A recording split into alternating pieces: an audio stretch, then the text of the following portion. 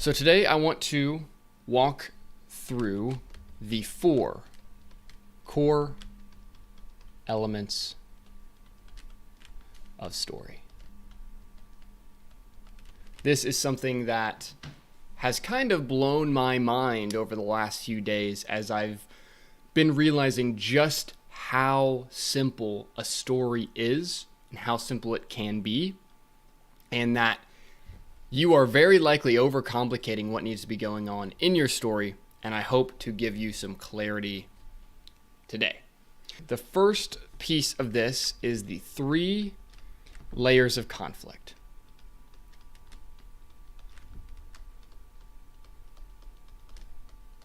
Now, what are the 3 layers of conflict? There is the philosophical or belief layer.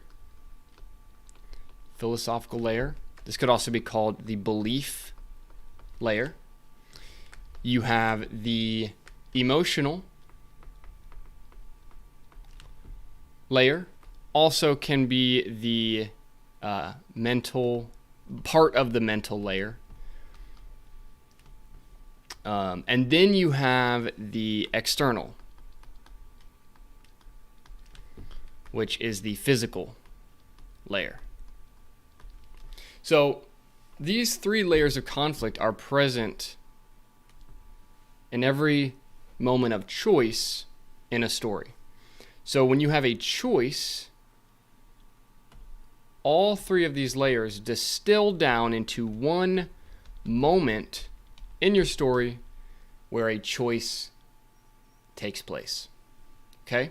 Now, I want to show this again because this is a trinity, right? It's a 3-in-1, right? You do not have these 3 layers split from one another. So let me explain it again in this way. Let's take a character, or even just a human being, right? Like, we don't even have to be thinking in the abstract here. Let's take a human being. Let's take you. Okay, you are made up of 3 parts, 3 layers. Okay, you have your beliefs, your belief layer, your philosophical views, your worldview. Both conscious and unconscious beliefs create, ultimately, what is your soul, right? What is your essence of what drives you, what pushes you forward, what makes you make the types of decisions that you make. These things are your soul, right? Your beliefs are your soul, and you can think about it that way, right? And so we also have this internal conflict about what we should do externally, but internally it is a conflict about our beliefs. It is a conflict about which way is the correct path to go. Then we have our emotional layer, right? We have our feelings, right? And these feelings are in our mind. And so this is where we get your mind. Your conscious mind, many times, can house some of your beliefs, but really your beliefs are something that are embedded in who you are. A lot of your unconscious actions and the unconscious reason you have thoughts and all of these things is more from your soul, more from your beliefs. And then your mind, your beliefs then create how you feel, create mental states, right? And that is attached to your mind. And then finally you have your actions, which are attached to your body, which is attached to what you do in the external world. Again, all 3 of these layers are connected together. They are inseparable. They are a trinity. If you take your beliefs away, you are no longer a human. If you take your emotions away, you're no longer a human. If you take your body away, you're no longer a human. You have all 3 of these elements inseparably attached inside of you.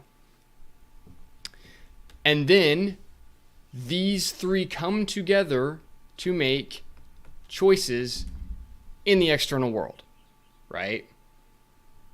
Now, let me explain this with an example. And I used this example recently on those community posts, which you can find on the YouTube channel, and you can also find those posts in the Discord and on my email list. So, I have discussed multiple times, particularly in my second latest YouTube video, the Little Miss Sunshine ice cream scene. Okay, well, what we have in that scene is we have all three layers of conflict present in a single choice. So the choice of the scene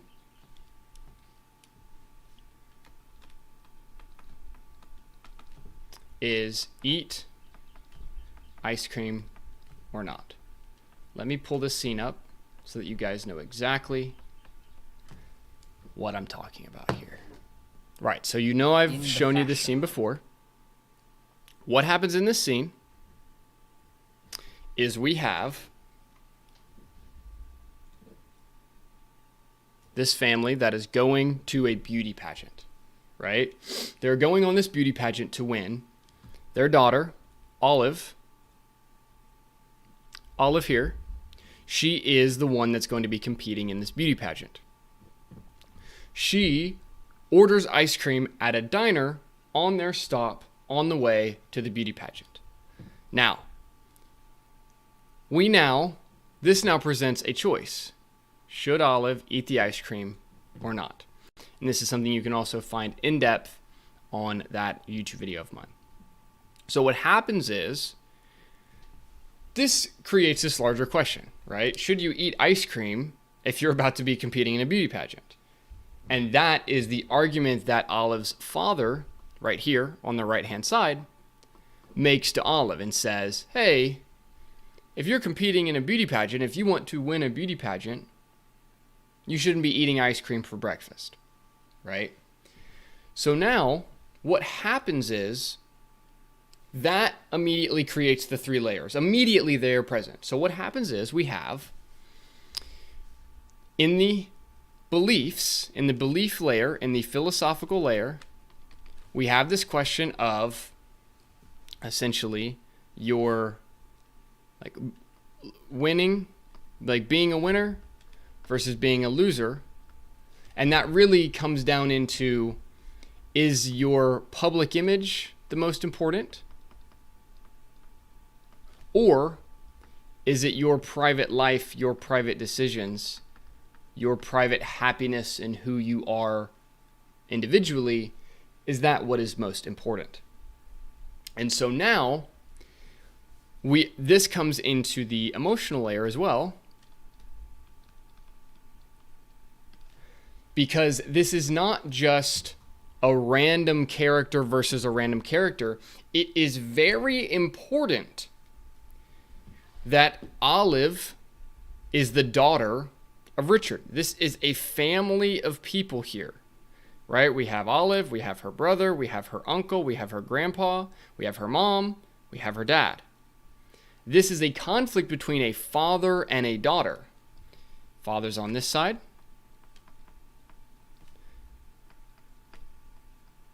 Daughter is on this side. Olive, and then we have the external or the physical. Say physical, which is don't eat ice cream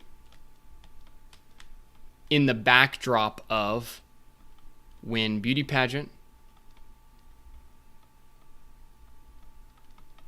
versus eat the ice cream and we are less concerned about winning this beauty pageant. Okay? So notice that all three of these elements distill into the single choice, which is eat ice cream or not. So a choice, a well-crafted choice in a story, is dealing with all three layers of conflict, all three layers of stakes that you are going to see in a story. They are not separate. Sometimes I see writers discuss, okay, I have a philosophical scene here, and then I also have an external scene over here, and then I have this emotional scene here. That is the incorrect way to think about this conflict. Okay? I see a question about would I say that philosophical and emotional conflicts are subcategories of internal conflict. So I would say that the philosophical and the emotional can both be internal. Philosophical and the emotional can both be internal conflict. However, they are also usually related to characters. They are related to other characters. Okay, they are not only internal, they are connected to other characters. Notice here, it is not just Olive's internal conflict in this scene about whether or not she's actually going to eat this ice cream. And the ice cream, where does it come? Right here. Thank you. Chamomile. And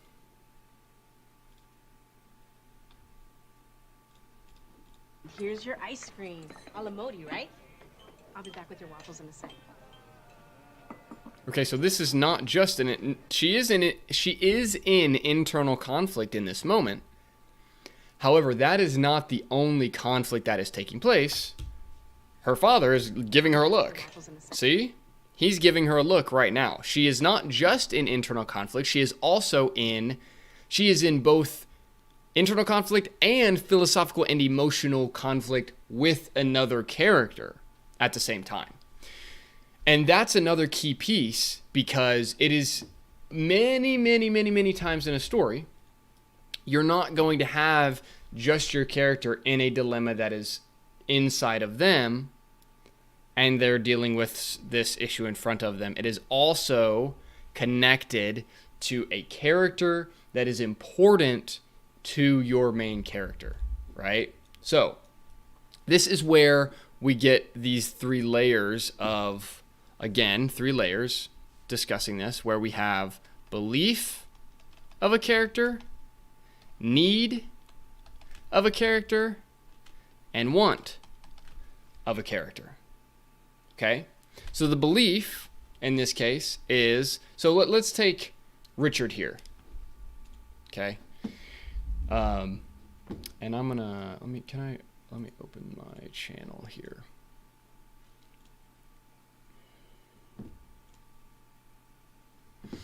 Okay, so I talk about this in this scene. All right, talk about this Little Miss Sunshine scene in this video, where I'm talking about how we have Richard presents his worldview, Cheryl presents her review, all of that. We have this question about whether or not she's going to eat the ice cream. And this is a important part of understanding Richard's character and where he sits, and understanding Olive's character and where she sits in relation to her father. So with Olive wants to win the beauty pageant, so her want is that she wants to win the beauty pageant. Okay? At least as we understand. We don't even know what her routine is, but from what we understand in the story, she wants to win the beauty pageant. However, her need is attached to the emotional layer. This want is the external layer. And then you have belief, which is obviously the philosophical layer. The need is attached to the emotional layer. And why does that character have emotions? Why are they in that state of emotionality? Because their need is attached to another character. This is where understanding the emotional relationships in your story is very important, because it is not just about the belief level or philosophical layer of the relationships in the story. The emotional layer is the attachments that characters have to one another. And so ultimately, Olive's need in Little Miss Sunshine is that she needs her father's approval. Right. And this is extremely important because there's this scene. Let me see if I can find it.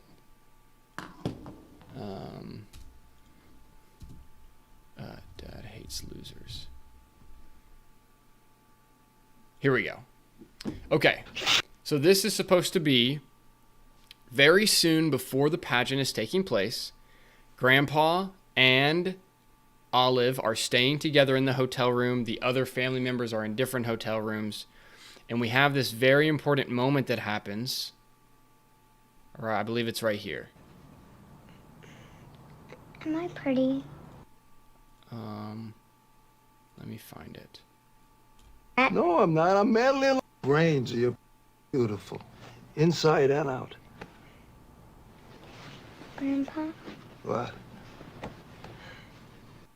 I'm worried about getting copyright struck, but here we go. I don't want to be a loser. You're not a loser. Where'd you get the idea you're a loser? Because Dad hates losers. Whoa, whoa, whoa. Because Dad hates losers.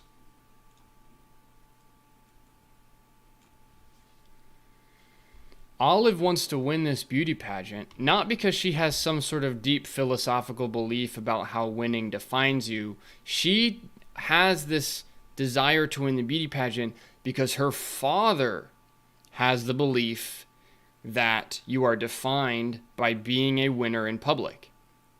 Therefore, Olive's need and what creates her crying in this scene is that she needs the validation and approval from her father. And so the need in your story, a lot of people get the need confused. The need is not an external thing.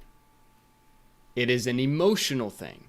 Usually it is connected to another character in some way. It doesn't always have to be positive, but it is usually connected to another character and connected to how that particular character is perceiving this important character in their life and what they're looking for from that person. And so in the end of the film, with Richard believes winning defines you. You are defined. He believes you are defined by your public image. And so he wants Olive to win the pageant. That's the whole purpose of the big road trip movie that we're on, is so that Olive can win this pageant and prove to her father that she's a winner. Ultimately, what Richard needs to learn to ultimately come to a change in his belief, an arc in the story, is that he needs to realize that Olive needs his approval, and that she is looking for her father's validation. He does not really understand this throughout the story until the very end, when he arcs, when he realizes that this is what Olive needs, and ultimately he realizes that he needs to be supportive of his daughter no matter her public image.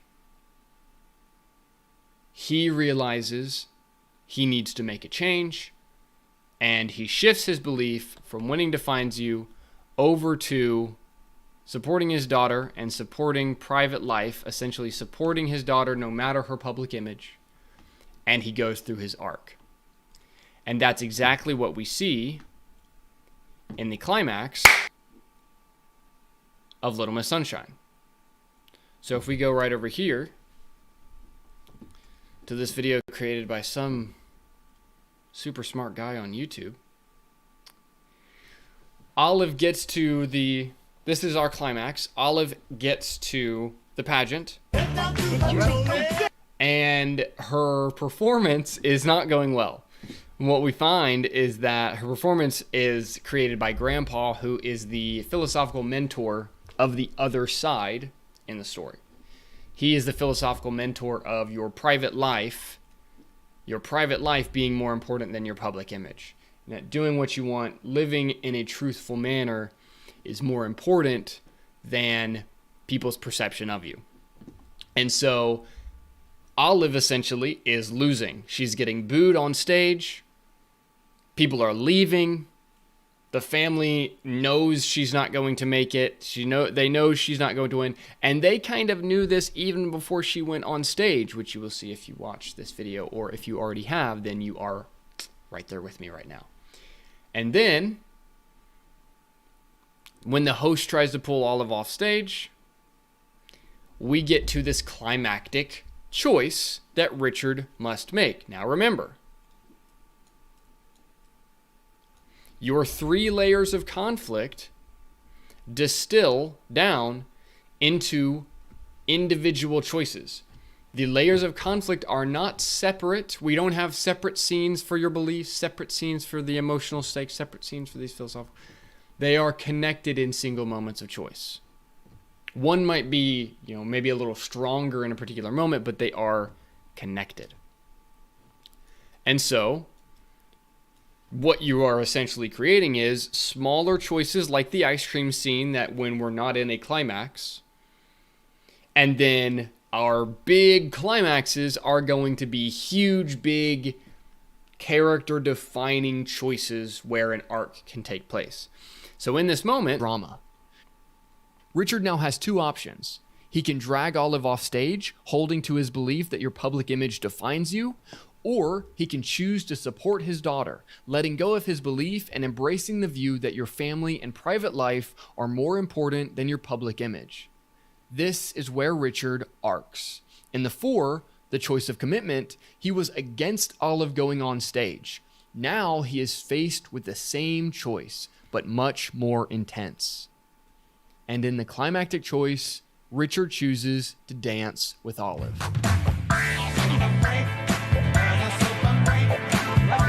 So notice that Richard's arc here does not happen through him sitting in a scene saying, you know what, I have realized that it's more important for me to support my daughter and rather than wanting her to win. And because of that, I have decided to change my opinion and I have decided to support her in this moment, and that's what I'm going to do. That is not what happens. Why? Because that would be bad dialogue, that would be preachy, that would be a lame way to end the film. Instead, we are shown his choice because the writer, Michael Arndt, has set up a moment where Richard's choice is not him saying some words that express his viewpoint. His choice is a physical action that has been clearly set up, black and white, one way or the other, right? It's very clear. He has 2 options here. No one in the audience, no one watching the film is confused about what Richard's choice is. That is very hard to do, I will also add. Okay, a lot of writers want to write these stupid, nonlinear, confusing messes of a story, and they have no idea how much clarity is required to keep the audience engaged with the story. If a 10-year-old was watching this movie, they would have an exact understanding of Richard's choice. They might not be able to articulate it to you in a conscious left brain manner, but they have a clear understanding of what's happening. And that comes from clear, simple writing, where you as the writer have to do this work to understand that there are 3 layers of conflict. There is beliefs in conflict, there are emotions in conflict, and there are physical elements in conflict. In other words, the beliefs in conflict are both inside of a character, internal conflict. Should I believe this? Should I believe that? There are emotional conflict internally, and emotional conflict between characters. I'm looking for my father's validation. I want his approval. Therefore, I am doing these things to gain that approval because I feel that because I respect him and this is what I need. And then on the same way, there are physical or external conflict, which is the conflict that you are actually putting a camera on at the end. And I think one of the reasons I really like the audio visual medium of storytelling, film, TV, is because it forces you to combine the three layers into a moment of choice where we can put a camera on the drama versus something like a novel, which can take place more in characters' heads, where we get more internal monologues and these kinds of things. That is a fine way of telling a story, but to me, it is much less interesting than actually physicalizing the entire story and making it clear enough to where you are able to present it visually without any narration, without any internal character dialogue or monologue. And we have a full understanding of the philosophies in conflict, the emotions, the characters' emotions in conflict, and the actual physical external conflict. Now, that is the first three of the 4 core elements of story. This is essentially how you understand how you take the 3 layers and how you create choices. And if you want to learn more about how you create choices and how a choice really functions in a story, you can check out my How to Write a Perfect Scene video here, where I discuss in detail choices, how they create scenes, and then I expand upon this idea in the How to Write a Perfect Climax video. Now, for the final element, notice I said 4 core elements, and so far we've covered 3.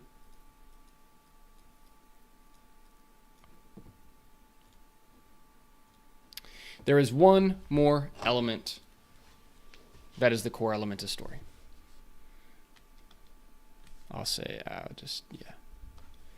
That is actually placing a story into motion, right?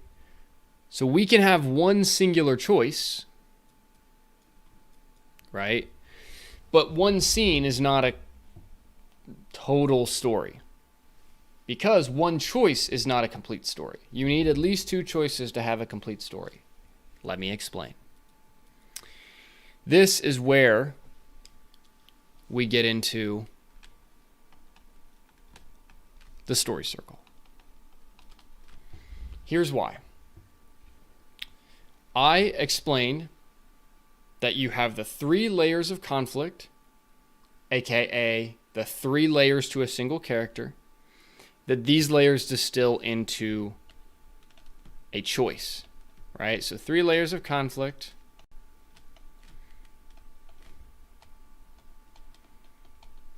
distill into a single choice. However, you need 2 choices minimum to create a character arc. Why? Well, because you need a setup choice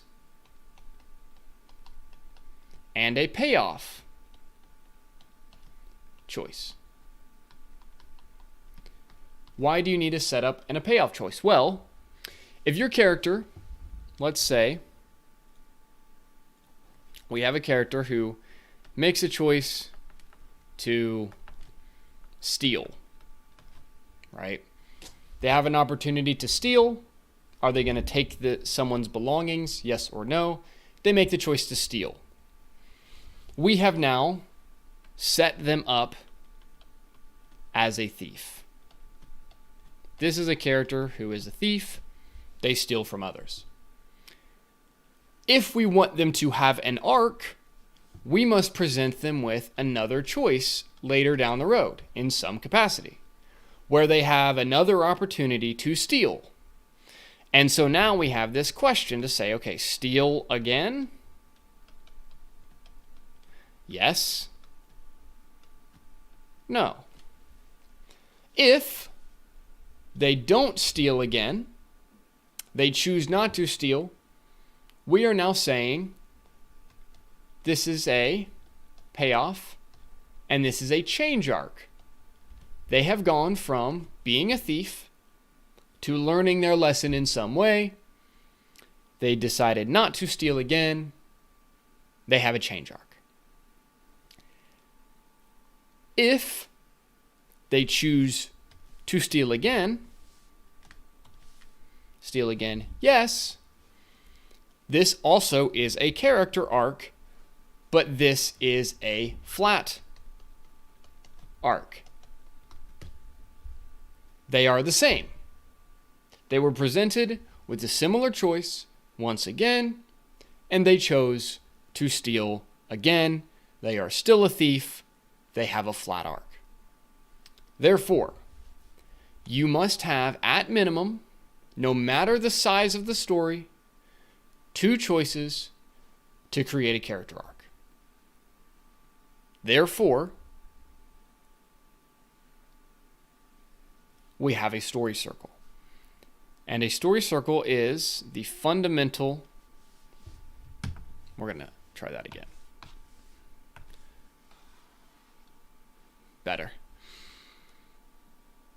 Story circle is the fundamental organic movement of drama. To have a 2-choice story, which again, I'm arguing you do not have a story if you do not have 2 choices. That is my argument. I would say that the definition of a story requires at least 2 choices in it. Because if we say that anything can be a story, then a 1 page of a snail simply scooting around in the woods for 5 pages and no choices are made and nothing happens and that's it. If we consider that a story, then we're just in crazy town and we have no structure to our definitions whatsoever, and it becomes totally unhelpful, which is where a lot of people, for whatever reason, are in their understanding of story. They walk around with no definitions whatsoever, and that is fundamentally unhelpful. Here, we use structured and clear definitions to understand what we are talking about so that it is helpful to ourselves and to others. Now, there are 2 choices in a story circle. There is a choice here at the 4, and there is a choice here at the 7. Therefore, already, this is a tool that allows us to create a complete story from my definition. Now, how do we actually get to a choice? Well, we need a choice to be presented. Well, how is a choice presented? Well, we need some sort of problem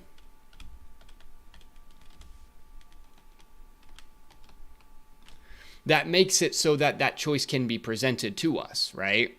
There is no choice if there is no problem. If there is no issue, there's nothing to be solved. There's no multiple directions to go in. We do not have a choice. And so, again, if we're going to have 2 choices, well, we must have at minimum 2 problems, right? Now, obviously, to have a story, what else do we need? We need at least 1 character, okay? Let's throw in a character here. Now we have a character and we have 2 problems and 2 choices. That's a lot of the work done. Now, if we want to give this some backbone, pushing this in a particular direction, we give that character a desire. They want something. Either they're already going after that thing, or the problem forces them to go after that thing. But if the character has no desire, it's very unlikely for them to actually go into a story. Now, they can sometimes encounter a problem, and that problem create a desire, because now they say, oh, well, my desire is to solve this problem. That can work. But also, most of the time, human beings are not the Buddha.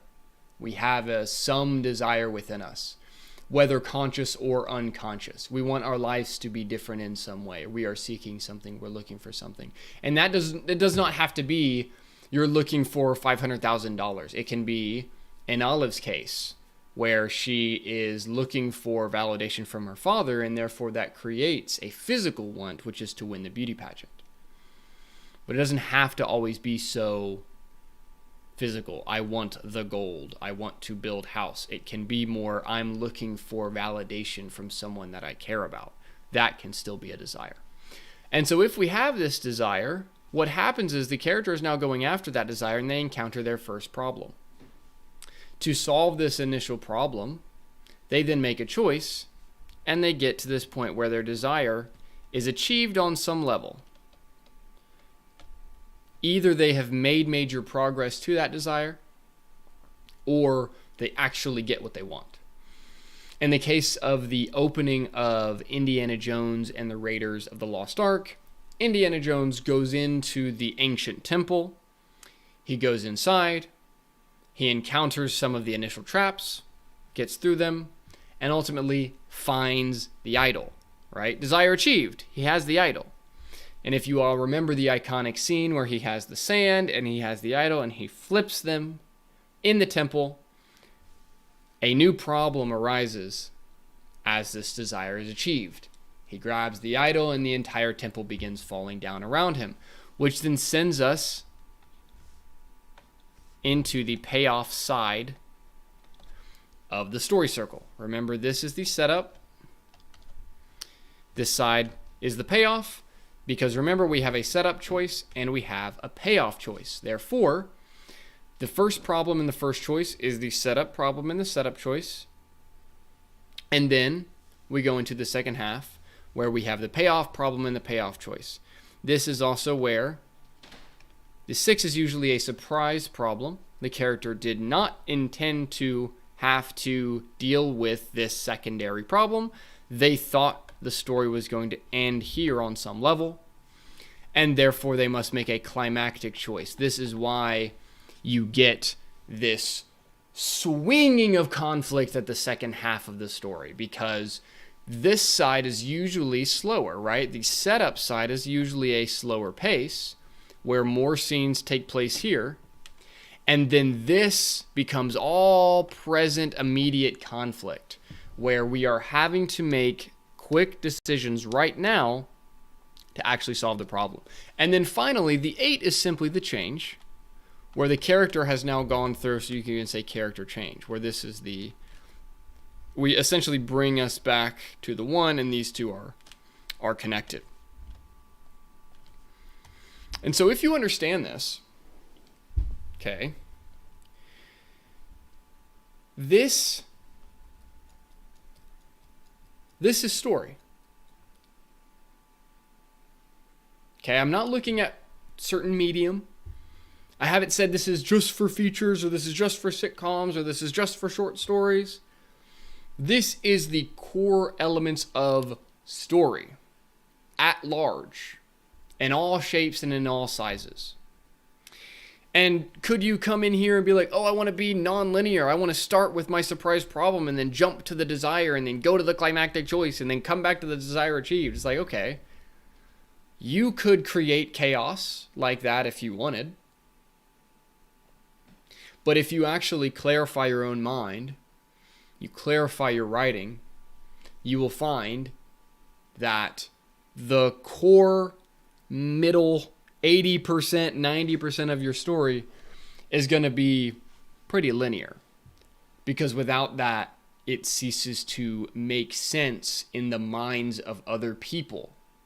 And remember, your story is not to be some egoic trip of yours just to get other people to go, wow, how interesting. You're trying to connect with them on a belief level and on an emotional level through your story. So to summarize, there are 4 core elements of story. The 3 layers of conflict: philosophical layer, the belief layer, your soul layer, the emotional layer, the mental layer, and the external layer, the physical layer. In the same way, a character and a human being has 3 layers to them.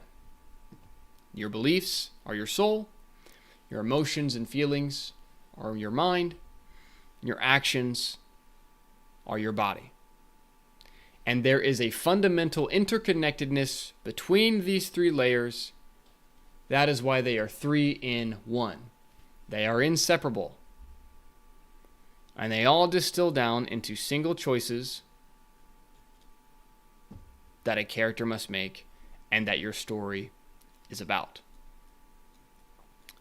Once you understand the 3 layers of conflict and choice, you can then come to the final fundamental layer of story, which is actually setting those choices into motion, and you use a story circle to do so. Because to have a complete story, to have an arc, to have a setup and a payoff, in the same way that a joke has a setup and a payoff, you need 2 choices to create an arc. If they make the same choice twice, that's a flat arc. If they make a different choice in the beginning than they make at the end, that is a change arc. And then you can plot this in this manner here. And then you can use this to create stories of all shapes and sizes. If you have a 5-page story circle, if you have a 5-page short script, you can use a singular story circle to create that short script. If you have a 100-page feature film screenplay, you can use a story circle to understand the big picture, to understand your inciting incident, your midpoint, and your climax. Then you can distill each act of that screenplay. That screenplay will have 4 acts, 25 pages long each, if you have a 100-page screenplay. And each of those 25-page acts will be their own story circle, because an act is simply a story within a larger story. An act is not totally separate and totally different from the other acts. An act follows a similar structure because a story fractals down. It is the same big as it is small.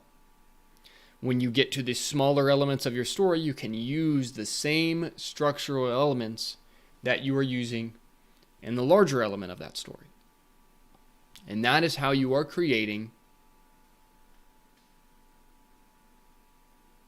a clear, well-structured, well-momentumed story. I don't know if momentumed is a word, but I'm inventing it. And that is the 4 core elements of story.